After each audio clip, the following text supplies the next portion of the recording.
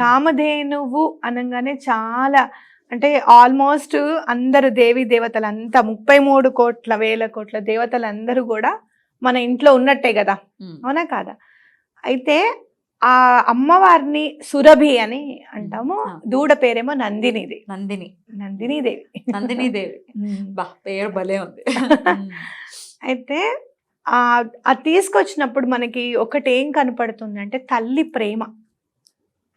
ఆ దూడ పాలు తాగుతుంటే ఆ దూడని ఇట్లా వెనక్కి తిరిగి మరి అసలు ఎంతో ప్రేమ చేస్తూ ఉన్నట్టు ఉంటుంది కదా సురభిను నందినీదేవి. అంటే అంతమంది ప్రేమ చేస్తున్నట్టే కదా, ఎవరైతే దేవి దేవతలు అందరూ ఉన్నారో అందరూ ప్రేమ చేస్తున్నట్టే. వాళ్ళ పిల్లలు ఎవరు, ఇంకా మనమే కదా.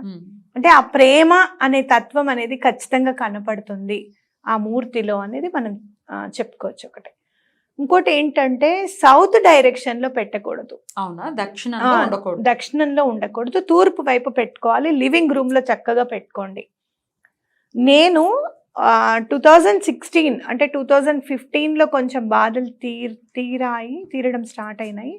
2016లో కొంచెం నిలబడ్డాము అని అనుకుంటున్నప్పుడు బండి మీద రబ్బరు బొమ్మలు తీసుకెళ్తూ ఉంటారు.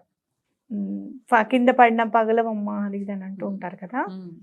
అతని దగ్గర నేను చిన్న ఆవు బొమ్మ కొన్నా. అది నేను తీసుకొచ్చి ఇంట్లో పెట్టాను. నాకు పాజిటివిటీనే ఉంది కదా, అప్పటి నుంచి నాకు బాగానే ఉంది. కాబట్టి చక్కగా ఇంకా మంచి బొమ్మ మీరు ఇంట్లో తీసుకొచ్చి పెట్టుకుంటే కామధేనుది మంచి పాజిటివ్ వైబ్రేషన్స్ ఉంటాయి. ఒకటి. రెండు ఏంటంటే ఎలాంటి చిన్న చిన్న వాస్తు దోషాలు ఉంటాయి, మనం ఎంత దగ్గరుండి కట్టించుకున్నా ఇది అక్కడ ఉండద్దు అది అక్కడ చేయొద్దు అని చెప్పి ఎంత చెప్పినా కూడా 100% వాస్తు ఉన్న ఇల్లు ఉండడం అనేది చాలా కష్టం. ఎక్కడో అక్కడ ఏదో ఒక చిన్నదైతే జరుగుతుంది. అలాంటప్పుడు ఈ సురభి నందినీదేవి ఆ కామధేను బొమ్మ